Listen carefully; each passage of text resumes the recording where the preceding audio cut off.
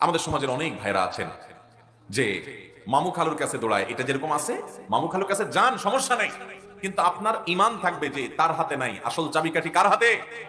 অতএব ওই জায়গায় আগে দরখাস্ত জমা দেই, এরপরে এসব করা যায়, ওখান থেকে হুকুম হলে এদের মাধ্যমে হবে, না হলে হবে। এটা হবে আপনার বিশ্বাস। অনেক কপাল পড়া মুসলমান আছে, অনেক কপাল পড়া মুসলমান আছে জমজমের পানি খাওয়ার পর আবার নোনা পানিতে যায়, জমজমের পানি খাওয়ার পর আবার তার কাছে জমজমের পানি আছে, সেটা না খায় সে নোনা পানি খায়। এরকম অনেক ছোট লোক মুসলমান দুনিয়াতে আছে। তার দৃষ্টান্ত কি? সন্তান হয় না, ব্যবসার উন্নতি নাই, ভোটে দাঁড়াইছে, জিততে চায়, দুনিয়ার কোন উদ্দেশ্য আছে, মাকসাদ আছে, এটা হাসিল করবার জন্য সে ওই কোথাকার কোন মাজারে চলে যায়, মাজারে যায় সেজদা দেয়, মাজারে যায় বাবার কাছে দোয়া করে, মাজারে যিনি সাহিত্য তার কাছে প্রার্থনা করে, তার ওখানে মান্নত করে, তার ওখানে সিন্নি দেয়, তার ওখানে দান সাদকা করে, এবং বসে বসে কান্দে। কেন কান্দে? তার দুনিয়ার উন্নতির জন্য। এই লোকটা ইমানদার নিজেকে দাবি করে, সে আল্লাহকে চিনে, আল্লাহর পরিচয় জানে, সে জানে যে আল্লাহই হলেন একমাত্র সত্তা, যিনি কাদির, সবকিছু করতে সক্ষম, আর কেউ না, সব সৃষ্টি আর তিনি স্রষ্টা। এই কপাল পোড়া জানে, তারপরও মহান সৃষ্টিকর্তা আর মহান মালিকের কাছে না যাইয়া মালিকের একজন দাসের কাছে যায় গোলামি করছে। এর চেয়ে বড় কপাল পোড়া, এর চেয়ে বড় বেয়াদব, আল্লাহর সামনে বেয়াদবি করার মতো মানুষ আল্লাহর জমিন আরেকটা নাই। এই জন্য তাকে শিরক বলা হয়েছে, আর শিরকের অপরাধকে জুলমে আযীম বলা হয়েছে, এবং এটা আল্লাহ তাআলা মাফ করবেন না তওবা ছাড়া দুনিয়া থেকে।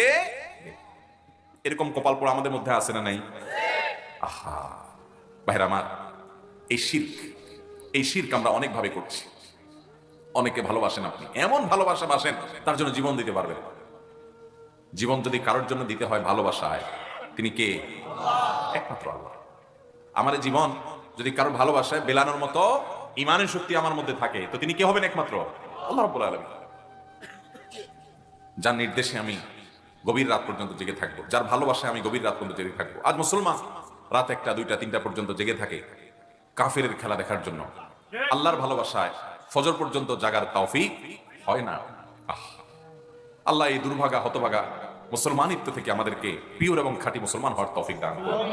ভাইরা আমার, নফসের গোলামি করে শয়তানের কথা শুনে বহু সময় কাটাইছেন, আসেন একটু আল্লাহর গোলামি কিছুদিন করে দেখেন। আমি আল্লাহর শপথ করে বলতে পারি, আল্লাহর দাসদের গোলামি করে যে তৃপ্তি পাইছেন, যতটুকু পাইছেন, আরশে আজিমের মালিকের গোলামি করলে তার চেয়ে অনেক বেশি মজা পাবেন ইনশাআল্লাহ। সালহাতুস সঙ্গে বুদি দিল খারাস, আজমোদে এক জামানা খাকে বাস। বহুকাল তো ভাই পাথর হয়েছিলেন, আসেন না একটু মাটি হয়ে দেখেন, একটু চোখের পানি ফেলে, একটু সেজদা লুটিয়ে পড়ে। খেলার জন্য তো বহু রাত জাগছেন, আসেন না একটু শীতের সময় ফজরের সময় উঠে আল্লাহর মহব্বতে আরামের ঘুম হারাম করে কম্বলটা ফেলে দিয়ে আসেন একটু ওযু করে সেজদা লুটে পড়ে দেখেন। আল্লাহর শপথ করে বলছি, আপনার অন্তরে এক ধরনের স্বাদ অনুভব হবে যে আমি আমার মালিককে সেজদা নিবেদন করতে পারছি, আলহামদুলিল্লাহ। বহুত কপাল পোড়া শুয়ে আছে, আল্লাহ আমাকে তৌফিক দিয়েছে, কৃতজ্ঞতায় মাথা অবনত হবে, আল্লাহ শুকরিয়া আদায় করতে পারবেন। চেষ্টা করবেন তো ইনশাআল্লাহ? ভাইরা আমার, আল্লাহর সঙ্গে ভালোবাসা শিরক করছি আমরা, শিরক। ওয়াল্লাযীনা আমানু আশাদ্দু হুব্বান লিল্লাহ, যারা আল্লাহর প্রতি ঈমান আনছে, যারা আল্লাহকে চিনছে, এরা আল্লাহকে সবচেয়ে বেশি ভালোবাসে। আল্লাহর সাথে কারো ভালোবাসা কোনো তুলনা চলে?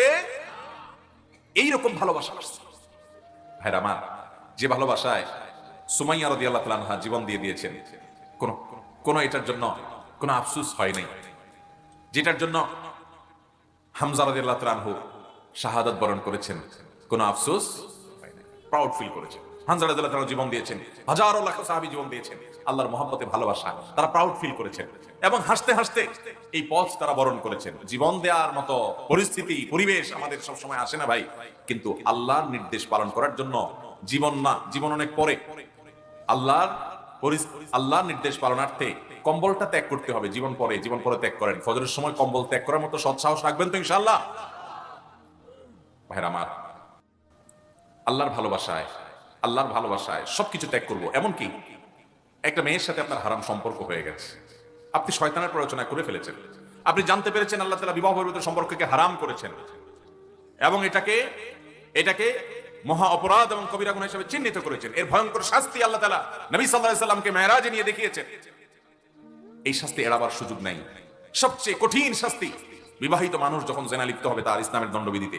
এসব জানার পর আল্লাহ তাআলার এই নিষেধাজ্ঞার কথা মাথায় রেখে আপনি লজ্জিত হয়ে আল্লাহর মহব্বতে, আল্লাহর ভালোবাসা, আপনার দুনিয়ার এই 2 নম্বর ভালোবাসাকে কাট করে দিলেন। চেষ্টা করা যাবে ইনশাআল্লাহ? ভাইরা আমার, ত্যাগের মধ্যে, আল্লাহর মহব্বতের কারণে যে ত্যাগ হয়, ত্যাগের মধ্যে অসম্ভব শান্তি আছে।